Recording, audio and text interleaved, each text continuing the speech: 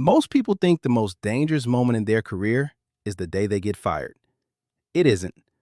The dangerous moment is the quiet one, weeks or even months earlier, when someone slides a piece of paper across a desk and says, "It's just a formality. Sign here." That single signature can hand away rights you didn't even know you had. I've watched sharp, capable, well-paid people lose every ounce of leverage they had because they signed something in 30 seconds that deserved 30 hours of thought. So in the next few minutes, I'm going to walk you through 7 documents you should never sign the moment they're put in front of you. I'll show you exactly what each one does, why it's quietly built to work against you, and the precise words you can use to slow things down and keep your rights intact. I'm Dre, and on this channel, we talk about how to actually protect yourself inside the modern workplace, not the polished version HR sells you, the real one. One important note before we start. I'm not your lawyer, and nothing here is legal advice. Employment law shifts from state to state and country to country, and your situation has details I can't see from here. If any of this applies to you right now, talk to an employment attorney in your area. Think of this video as the map that tells you where the landmines are buried. All right, let's get into it. The first document is an arbitration agreement. You'll usually meet this one buried inside onboarding paperwork or a sudden policy update email, and HR will describe it as routine. Here's what it actually does. When you sign an arbitration agreement, you give up your right to take your employer to court. Any dispute you might have later, being fired for the wrong reasons, being discriminated against, being cheated out of wages, gets pulled out of the public court system and handed to a private individual called an arbitrator. Picture hiring a private judge whose services the company happens to be very familiar with. Employers push these for reasons that should make you cautious. Arbitration is confidential, so a company's bad behavior never sees daylight. You typically lose your right to have a jury of regular people hear your case. The process for gathering evidence gets squeezed down. And if the arbitrator gets it wrong, your right to appeal is almost nothing. So what do you say? Don't sign in the room. Say something simple and firm. I'd like to review this and I'll get back to you by Friday. Then ask one specific question. Does this agreement include an opt-out window? A surprising number of them do, often around 30 days. If yours does, put that deadline in your calendar immediately and opt out in writing before it closes. And if they lean on you, if they make it clear signing today is expected, you can sign, but write a short line next to your signature first. Signed as received. I do not agree to mandatory arbitration. That note creates a record that you never genuinely consented, and that record can matter enormously later. The second document is the non-compete, along with its close cousin, the non-solicitation agreement. A non-compete restricts where you're allowed to work after you leave. It tries to keep you out of competing companies for a set period inside a set geographic area. A non-solicit goes after your relationships. It stops you from reaching out to former clients or pulling former coworkers along to a new job. The real danger lives in vague wording. Loose language quietly turns a narrow restriction into a wall around your entire career.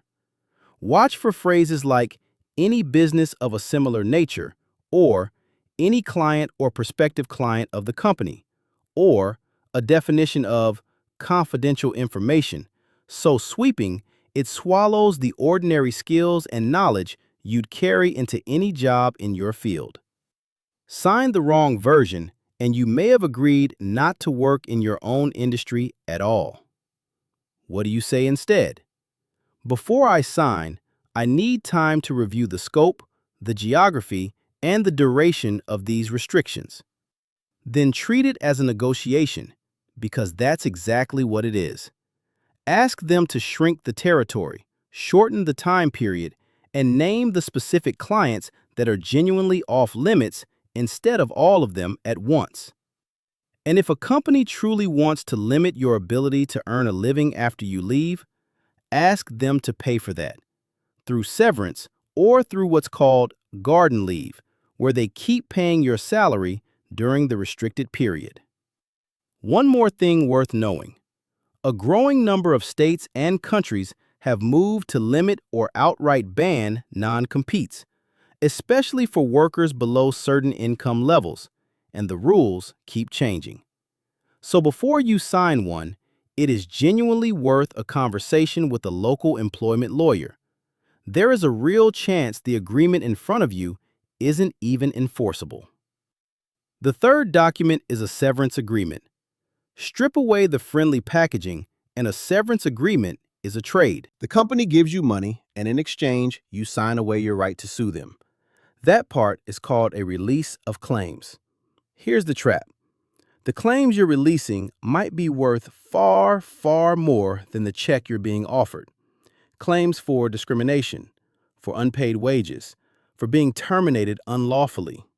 People sign away serious legal value for a number that feels generous in the moment and looks tiny the second they understand what they gave up. And severance agreements smuggle in other terms too. Confidentiality clauses that forbid you from describing what happened to you, and non-disparagement clauses that stop you from saying anything negative about the company, even when every word would be true. So slow it down. Say, "Thank you for this. I'm going to review it and get back to you by a specific date." You have more leverage than the moment suggests. In the United States, if you're 40 or older, the law requires the company to give you at least 21 days to consider the agreement, plus 7 days to revoke your signature after you sign. That window exists for you. Use it to push for a bigger number, a neutral reference, or softer language on those restrictive clauses. Severance is almost always negotiable, and the people who ask are the people who walk away with more. The fourth document is a resignation in lieu of termination. This one arrives dressed up as kindness. A manager sits you down and says something like, "Look, let's just part on good terms. It'll be cleaner for you if you resign." It sounds like they're doing you a favor. They are almost never doing you a favor. When you resign instead of being terminated, you often destroy your eligibility for unemployment benefits, because in most places, you cannot collect after quitting voluntarily. And you hand the company a perfect, effortless defense against any wrongful termination claim. They simply say, "We didn't fire this person. They chose to leave." You'd be doing the hardest part of their job for them for free. Here's what to say. If the company has decided to end my employment, I need that decision in writing. I won't be resigning today. Then go quiet. Don't argue. Don't fill the silence. Don't let yourself get talked in circles. If they threaten you with a bad reference, ask them to put their neutral reference policy in writing. And the moment that meeting ends, send an email to HR and to your manager that says, in plain terms, that today, in this meeting, you were asked to resign and you declined, and that if your employment is being terminated, you need that confirmed in writing. That email is a timestamp. It freezes the truth in place before anyone has a chance to rewrite it. The fifth document is a performance improvement plan, the PIP. Officially, a PIP is a structured plan to help you get back on track. Sometimes that's genuinely true. Often, it's the final chapter in a paper trail being built to justify letting you go. The trap is in the signature line. It's designed to look like you're simply confirming you received the document, which feels harmless. But read the fine print, because frequently that line also says you agree with the contents or that you accept the company's assessment of your performance. Sign that and you've effectively signed a confession, one that can later be used to deny you unemployment or to sink a future claim. So next to your signature, write this: signing to confirm receipt only. I disagree with the statements and conclusions in this document and will submit a written response. Then, actually write that response. Keep it calm and factual. Dates, numbers, specifics. If you were promised training, tools, or support that never arrived, say so clearly. You're not venting. You're building your own paper trail to sit right alongside theirs. The sixth document is the disciplinary write-up, and it works almost exactly like the PIP. You'll feel a strong, almost physical pull to just sign the thing so you can get out of that uncomfortable room. Resist it.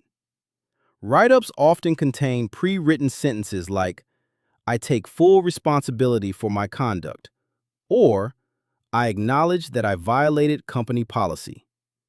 Sign one of those as written, and you've handed your employer a clean admission and a ready-made reason to fire you. The move is the same as before. Write, receipt only. I disagree with this write-up as written and will provide a response. Then keep that response to a single page. Use timestamps. Point to specific emails. Name the people who witnessed what actually happened, and keep your emotions out of it. Just the facts. If they refuse to let you attach anything or add a note, say plainly, then I'll be sending my response by email for my personnel file. Send it to HR and your manager right away, with a clear subject line and the date, so your version of events is officially on the record. The seventh and final document is a broad medical release or investigation authorization. These tend to appear in two situations: when you've requested a medical accommodation or when you've been pulled into a workplace investigation. The problem is that these forms are very often written far wider than they need to be. A medical release might give the company access to your complete medical history from every doctor you've ever seen across your entire life. But to handle an accommodation, all they actually need is your work-related limitations, what you can and cannot do on the job. An investigation authorization can be just as overbroad, granting permission to comb through your personal devices or your social media. So don't sign the blank check. Say, I'm happy to provide a more targeted authorization. For a medical accommodation, ask your doctor to write a focused letter describing only your functional limitations at work. For an investigation, offer to hand over the specific, relevant documents yourself rather than authorizing an open-ended search of your private life. You decide how much of yourself the company gets to see. So step back for a second, because underneath all 7 of these sits one single skill. You slow things down and you control the record. That's the whole game. First, never sign anything the moment it's handed to you. I'll review this and get back to you is a complete and professional sentence.